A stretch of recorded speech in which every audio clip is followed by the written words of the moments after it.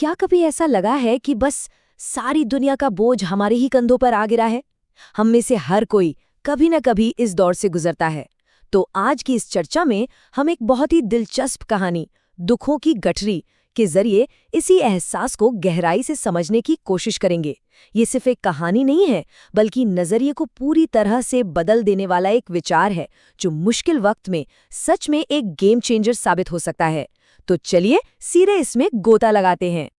अब एक सवाल जो अक्सर हमारे मन में खटकता है, आखिर हमारे अपने दुख ही हमें दुनिया के सबसे भारी बोझ क्यों लगते हैं? मतलब जब हम परेशान होते हैं तो लगता है कि बाकी सब तो मजे में है, बस हमारी ही लाइफ में सारा ड्रामा है।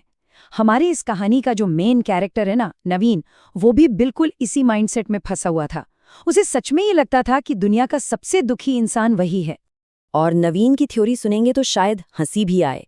भाई का पक्का यकीन था कि ऊपर वाले ने दुनिया भर की सारी टेंशन उसके अकाउंट में ट्रांसफर कर दी है और खुद आराम से कानों में रुई डालकर सो गए हैं। वो लगातार बस खुद को कोसता या भगवान को कंप्लेंट करता रहता। एक प्रॉब्लम जाती नहीं कि दूसरी हाजिर। इसी फ्रस्ट्रेशन में उसने एक रात एक बड़ी ही अजीब सी प्रार्थना कर डाली।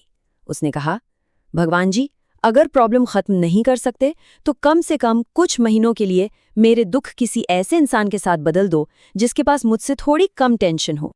अब देखते हैं कि कहानी यहाँ से क्या टर्न लेती है। नवीन सोच रहा था कि भगवान उसे पूरी तरह से इग्नोर कर रहे हैं, लेकिन उसी रात जब सपने में उसे जवाब मिला तो असलियत कुछ और ही निकली।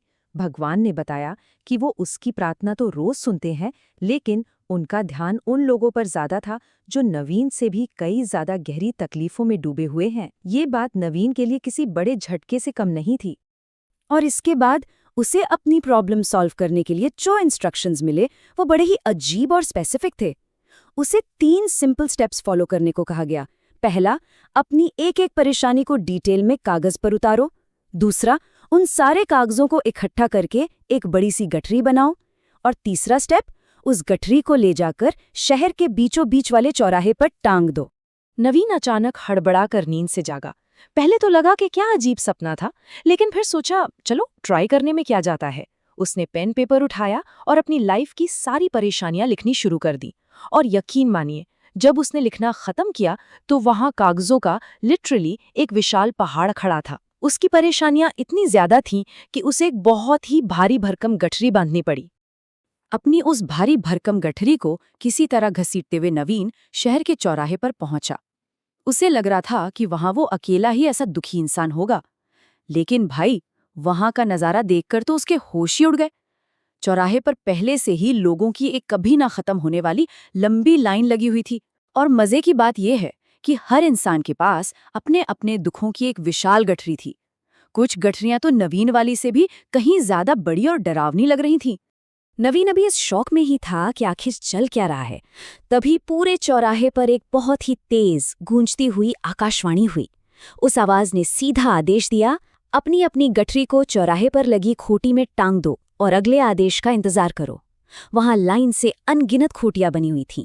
बिना कुछ समझे उस भारी भीड़ ने अपनी अपनी गठरी टांग दी और बस खड़े होकर इंतजार करने लगे। कुछ ही देर में वो आवाज फिर से गूंजी, अब ऐसा करो, कोई भी ऐसी गठरी चुन लो जो तुम्हारी अपनी गठरी से हल्की लगे। लेकिन याद रहे, अब तुम्हें वही दुख भोगने होंगे जो उस नई गठरी के अंदर लिखे हैं। ध्यान दीजिए, यह सिर्फ एक आदेश नहीं था, यह असल में इंसानी नजरिए का एक अल्टीमेट साइकोलॉजिकल टेस्ट था जो वहां खड़े हर एक इंसान का होने वाला था। बस फिर क्या था, आवाज सुनते ही हर कोई सबसे हल्की दिखने वाली गठरी लपकने के लिए पागलों की तरह दौड़ पड़ा। नवीन भी पीछे क्यों रहता, वो भी एक नई गठरी चुनने के लिए भागा। लेकिन उन खूंटियों पर टंगी अनजान गठरियों को देखते ही उसके कदम अचानक रुक गए। उसके दिमाग में एक सवाल ने दस्तक दी, क्या होगा अगर इस नई गठरी के दुख मेरी वाली से भी ज्यादा बदतर निकले तो? यहीं पर होता है नवीन का असली आत्मविश्लेषण। उसने बड़ी ही लॉजिकली सोचा कि भाई, कम से कम मैं अपने दुखों को जानता तो हूँ, मैं उन्हें झेलने का आदी हो चुका हूँ और कुछ के तो मैंने जुगाड़ या सल्यूशन भी निकाले लिए हैं। लेकिन किसी दूसरे की वो अनजान गठरी, अगर उसका दुख सच में कोई भयानक बीमारी या बर्बादी हुआ तो मेरी तो पूरी जिंदगी ही तहस नहस हो जाएगी। और इसी सोच के साथ उसे एकदम से डर लगने लगा कि कहीं कोई और उसकी उस जानी पहचानी गठरी को ना ले भागे। कहानी के इस क्लाइमैक्स में नवीन तेजी से लपका, अपनी ही गठरी वापस उठाई और शांति से वहां से चल पड़ा। अब उसके अंदर कोई शिकायत नहीं थी, बल्कि अपनी पुरानी चुनौतियों का सामना करने के लिए अब वो एक नई ताकत और कॉन्फिडेंस के साथ पूरी तरह से तैयार था। कहानी के इस हिस्से से अगर हम अपनी असल जिंदगी की तरफ लौटें तो इसे कहते हैं पर्सपेक्टिव शिफ्ट, यानी नजरिए का पूरी तरह से बदल जाना। ये वो गहरा एहसास है जब हमें समझ आता है कि हमारी जो बहुत बड़ी और भारी प्रॉब्लम है ना, वो अक्सर दूसरों के उन अनकहे और अनदेखे बोझों के सामने बहुत छोटी होती है। उस चौराहे पर मौजूद हर इंसान को फाइनली यही रियलाइज हुआ था कि अपना दुख ही सबसे ठीक है। चलिए इसे थोड़ा और प्रैक्टिकली समझते हैं। हम इंसानों का नेचर बड़ा ही अजीब होता है। एक तरफ है हमारी ईर्ष्या। जब भी हम किसी बड़ी सी कोठी या लग्जरी कार को देखते हैं तो सोचते हैं कि यार हमारी किस्मत इतनी अच्छी क्यों नहीं है। लेकिन वहीं दूसरी तरफ है वो कड़वी सच्चाई जिसे हम बड़ी आसानी से भूल जाते हैं। इसी दुनिया में अनगिनत लोग ऐसे भी हैं जिनके लिए सिर्फ 2 वक्त की रोटी का जुगाड़ करना ही किसी बड़े युद्ध से कम नहीं है। अगर हम इस विचार पर गौर करें, उन लोगों के बारे में सोचिए जो इस वक्त जीवन और मृत्यु के बीच की लड़ाई लड़ रहे हैं। जब हम हॉस्पिटल के आईसीयू में पड़े किसी इंसान की स्थिति के बारे में सोचते हैं तो यकीन मानिए हमारी वो रोजमर्रा की ऑफिस या पैसों की टेंशन अचानक से बहुत छोटी बल्कि बेमानी सी लगने लगती है। ये सोच हमारे अंदर एक गहरी कृतज्ञता जगाती है।